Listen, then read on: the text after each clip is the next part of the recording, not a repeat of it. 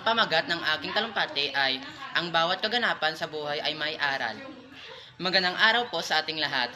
Ang buhay ay puno ng iba't ibang kaganapan.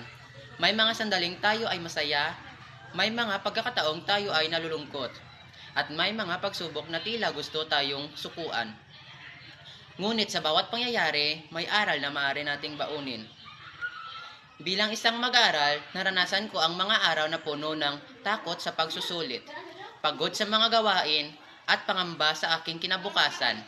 Ngunit natutuhan ko na ang bawat hirap ay may kapalit na tagumpay. Kung hindi tayo susuko, naranasan din natin ang mga pagkakataong nawalan tayo ng oras sa pamilya o mga kaibigan dahil sa dami ng ating responsibilidad.